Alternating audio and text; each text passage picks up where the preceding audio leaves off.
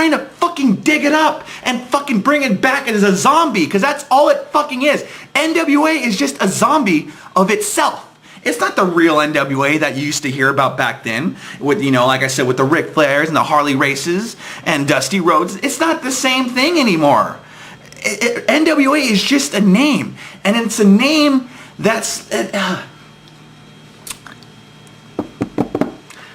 SoCal feds out there, SoCal feds that are out there that are under the NWA banner. This is a real question for you. Why do you have the NWA banner? Like, why do you join the NWA? I mean, this is I'm not talking shit. This is a legit question. As a wrestling fan, if I see a promotion and it says NWA up there, I'm thinking, well, they're probably not going to be cool. They're going to be kind of lame. NWA is old. It's like, why would you want that associated with you? I wouldn't want to be a part of NWA. IWL is always about the new. IWL is always about moving forward. Why would I want to associate myself with something that's from the past? I mean, newer wrestling fans aren't going to see NWA and go, holy shit, dude, I got to fucking go to this NWA show. We're going to be seeing some cool shit there. No. I don't know. It's just a legit question. Why would you? It doesn't make sense to me. I wouldn't do that. I'm, like I said, moving forward, not moving past. I'm all about creating a new legacy and a new name, which is why I chose that Shane Douglas that promo, because it was the perfect promo that I wanted to set forward for the IWL. IWL is all about moving forward. It's all about changing things up. I don't do things the orthodox way or the right way as people like to, as certain people in this industry like to tell you that there's a right way to make it in this industry, that there's only one way to fucking be anything. It's all hypnotist bullshit. Wake the fuck up. There is no right way. There's a hard way. There's an easy way. There's a fucking windy way. I don't know, but there is no right way.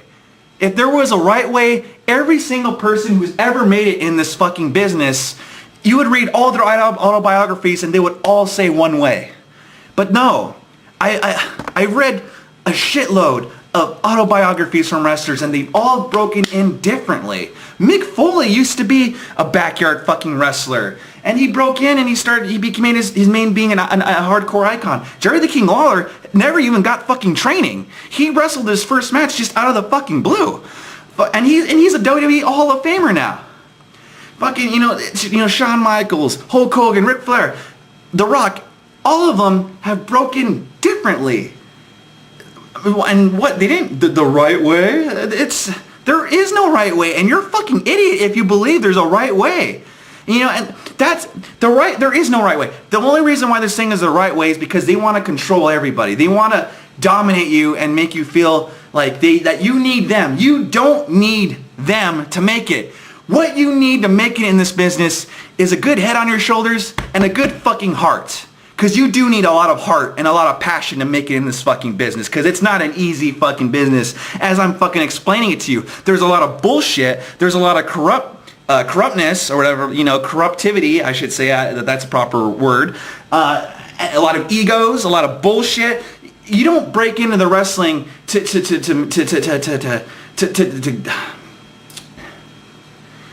it takes a lot of patience and a lot of heart and a lot of passion. You need a lot of passion and you need a lot of heart, because like I said, there is a lot of bullshit that goes on. A lot of bullshit. In fact, me probably just mentioning David Marquez and Adam Pearce and saying these negative things might cost people bookings to my show. They might tell people, well, if you don't work for their fucking show, because, you know, blah, blah, blah, lie, just don't work for them. That's what happens. You know, when we were coming up, like I would say the peak of this 2007 for IWL, you know, I heard from the grapevine from everywhere, like feds would tell the wrestlers, if you work for IWL, we won't book you no more. What kind of bullshit? Why are you gonna try to prevent your guys from getting work? You know, and make money. You know, it's like, if our Fed was really the shit Fed that you guys said we were back then they're gonna come work for us and see it, and they're gonna go back and go, you know, you're fucking right. You know what I mean? So, like, what the fuck were you so worried about? Like, it's like, it pissed me off because I didn't do anything to these feds. I just wanted to come in, fucking throw shows. And I didn't let any of that bullshit stop me. Because, like I said, I just want, as a wrestling fan, I'm tired of seeing the same old shit. I want to see something new, god fucking damn it. And every time something cool does happen along, somehow these fucking wrestling feds fuck it up. You know, for instance, WWE, for instance. They bought WCW. And so we could finally see WCW versus WWF.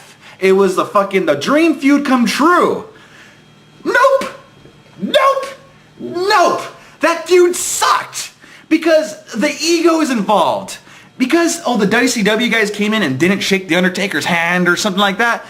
They were made to look like shit. Yeah, they might have felt justified in the reasons, and maybe they were. But in the end, the fans suffered. And that's why the fans left in droves. Like, isn't this business also about making money and entertaining the fans? Why are you going to let your egos get in the business? Enough about everything. Let's get to the meat and potatoes, the IWL. Now, see, the reason why I brought up everything that I brought up today, because it just leads me to my new attitude. You see, the IWL started off in the year 2000. The year was January. The date was January 27th, year 2000. Year 2000. Okay, sorry, I had to do that. But started off that day. The IWL was born when 4 then high schoolers built their own ring, and they had their first match. It was a fatal 4-way between, I believe, between DC, person at the time, Gutter Gill, another guy named Hardcore Joe, and another guy named That Guy, who later on became Mike Gotch. Those four young men actually started off the IWL, and it became like, so, I don't know what happened, but it just took off. Like, more people, the more friends from high school, they went in and they joined, and and then eventually in 2002, then I joined, and Doom joined, and it's like more people joined, and it's like in 2004 we became actually serious about trying to make something of this. We came out with House of Glass, and we started bringing out DVDs. In 2005, we stepped out of the backyard and we performed at an Elks Lodge in front of people, a paying crowd. In 2006, we debuted at the Anaheim Marketplace and started building a fan base there. 2007 was the culmination of everything. That had a major storyline, and it just build and build and build, and we did it all without the help of anybody, like hardly anybody. We did it all like through our own hard work and our own passion and our hearts. We had, even in 2007, the peak where people, were kind of like hating on us, I would say. We did it all. We persevered, and we did it all on our fucking own. God damn it. That's what I mean. In order to make in this business, all you need is a good head on your shoulders and a strong fucking heart and passion. And our goal with the IWL was just to share our passion and love for pro wrestling to the audience and show why we love pro wrestling. Because people who aren't wrestling fans think wrestling's a joke in America. It's the most disrespected. I hate it. I hate when I tell people I run a wrestling promotion and then they go, oh, do you also run MMA? I don't fucking run MMA. No, MMA is not the same as pro wrestling. God damn it, you fucking idiots. And see, that's what pisses me off. Like, I want to show the magic of pro wrestling because it's more than just two guys fake fighting in a fucking wrestling ring. No, it's more than that, dude. The magical, the spectacle of it all. Like, I'm going to tell you two of my favorite matches of all time.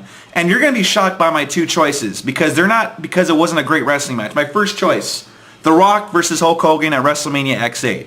The reason why that is one of my favorite matches is because the fans were so electric for that match. They were into it. They wanted to see these two icons, Hulk Hogan and The Rock, go at it finally. It was such a big moment. Like, dude, these two guys in one ring. Oh my God. And the fans were so into it, chanting Hogan and The Rock. And it gave birth to the run of Hulkamania again in 2002.